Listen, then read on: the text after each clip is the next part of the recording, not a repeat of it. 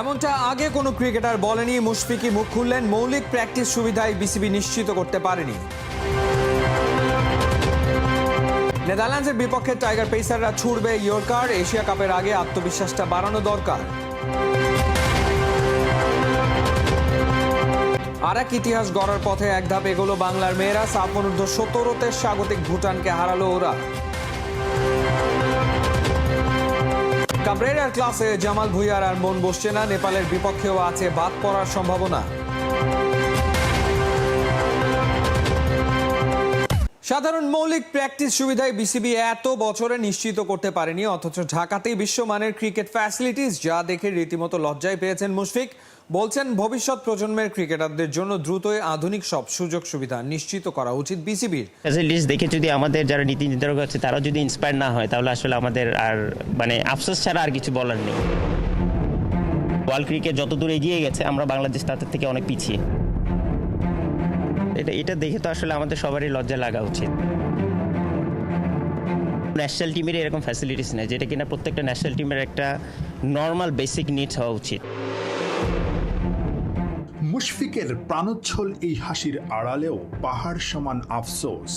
সুবিধা বঞ্চিত ক্রিকেটারদের উৎসাহ দিতে এসে মুশিরি নিজেকেই হয়তো সুবিধা বঞ্চিতই মনে হয়েছে।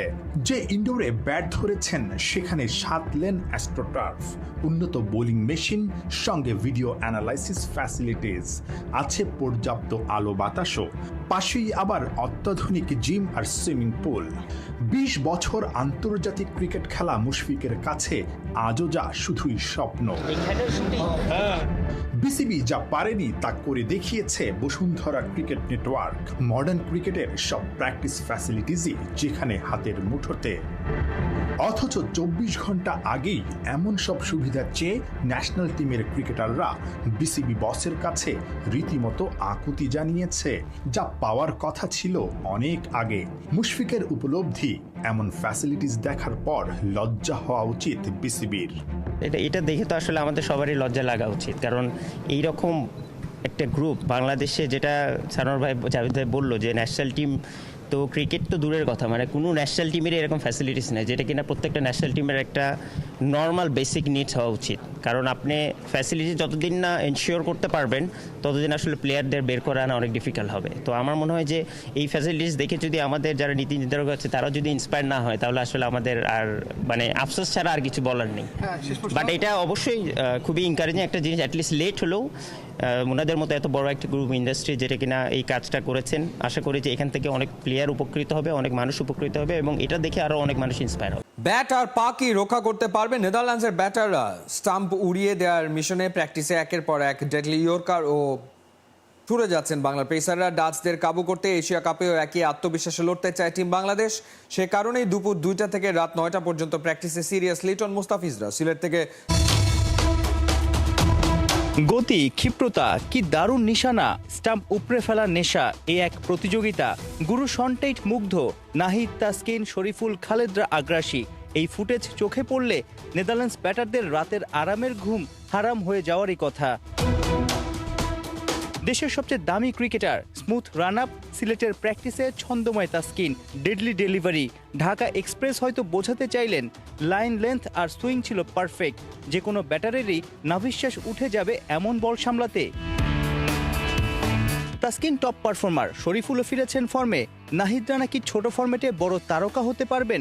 ওস্তাদ শন টেট তার গতি দিয়ে একসময় 22 গজে রাজ করেছেন, জনপ্রিয় হয়েছেন। সে কারণেই হয়তো গতিময় নাহিদ রানাকে নিয়ে একটু বেশি সিরিয়াস এই অজি। হয়তো টেইটের অস্ট্রেলিয়ান অ্যাকসেন্ট বুঝতে কষ্ট হচ্ছিল নাহিদের। বলাই যায় দোভাষীর কাজেও পটু তাসকিন। বোলিং কোচের টিপস ভালোভাবেই বুঝিয়ে দিলেন। একে অন্যের স্কিল উন্নতিতে সাহায্য করলেই তো দল হয়ে ওঠা যায়। 22 গজে ফলও আসে। ডাচ ব্যাটাররা শুধু ভয় পেলে চলবে, ওদের বোলারদের চোখ কপালে ওঠানোর জন্য আছে কিছু মুহূর্ত।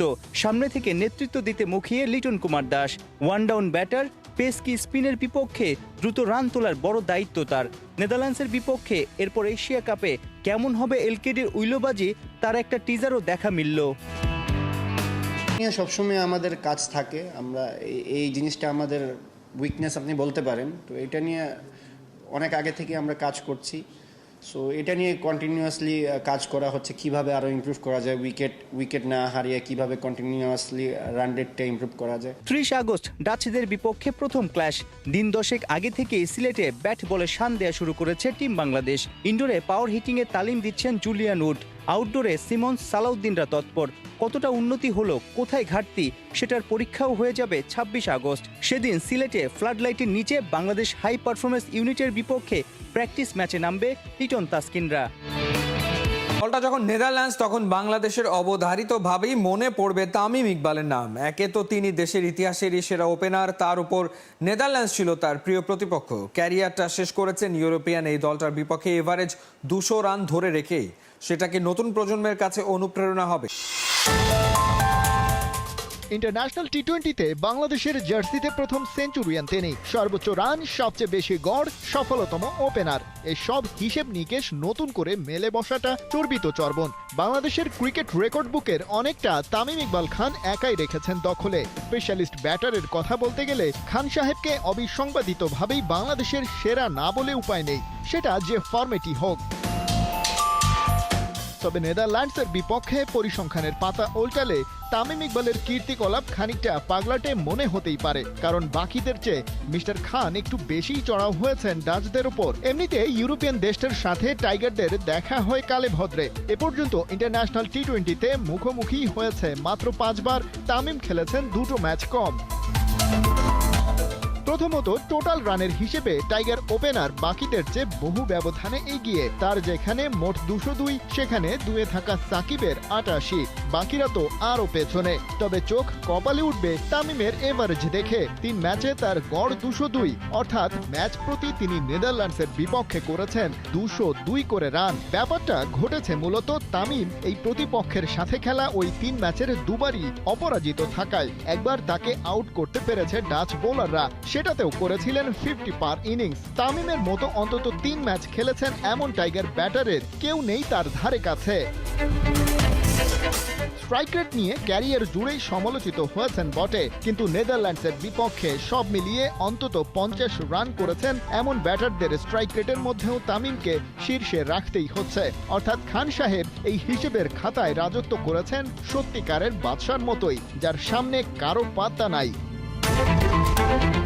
গেল বছরের ওয়ার্ল্ড কাপের পর ফের সেই নেদারল্যান্ডসের বিপক্ষে এবার মাঠে নামছে বাংলাদেশ। তামিম ইকবাল টি-20তে বাংলাদেশের অতীত হয়েছেন আগেই। একই নামের আরেকজন একটু একটু করে জায়গা করে নিচ্ছেন টাইগারদের ওপেনিং স্লটে। এ যাত্রায় তাই প্রত্যাশা করতেই পারেন মিলবে কি আরেকটা 200 এভারেজের ওপেনার। অনুপ্রেরণা তো আছেই। সাকিবের রঙিন সময় যে গেছে হারিয়ে, এবারের সিপিএলই তার সবচেয়ে বড় উদাহরণ। যে আসরে 6 বলে 6 উইকেট নেয়ার কীর্তি আছে টাইগার অলরাউন্ডারের, সেই আসরে এবার তাকে ভাবতে হচ্ছে একাদশের সুযোগ পাওয়া নিয়ে। পঞ্চমবারের মতো সিপিএল খেলতে যাওয়া সাকিব প্রথম 2 ম্যাচে ছিলেন পুরোপুরি ফ্লপ। প্রথম ম্যাচে ব্যাট হাতে 16 বলে করেছিলেন 11 রান, তবে বল হাতে 1 ওভারে দিয়েছেন মাত্র 6। কিন্তু দ্বিতীয় ম্যাচে ব্যাটিংয়ে 13 বলে 13 রান করলেও বল হাতে 1 ওভারেই খরচ করেছেন 14 রান।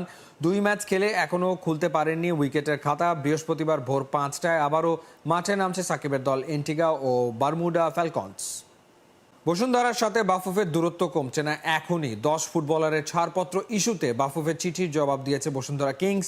সেখানেও ফিফার নিয়মের কথা জানিয়েছে ক্লাবটা। বলছে নির্দিষ্ট নিয়ম মেনেই নেপাল সফরের আগে ফুটবলারদের ছেড়ে দেবে কিংস।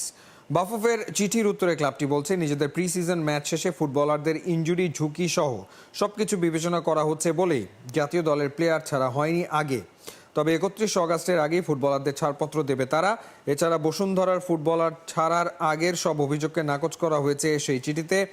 নেপাল সফরে ফিফার উইন্ডোর বাইরে হওয়ায় বসুন্ধরা ফুটবলার ছাড়তে বাধ্য নয়, তবুও জাতীয় দলের স্বার্থে এমন সিদ্ধান্ত নিয়েছে তারা। বসুন্ধরার মতো প্লে গ্রাউন্ড চান মুশফিকুর রহিম।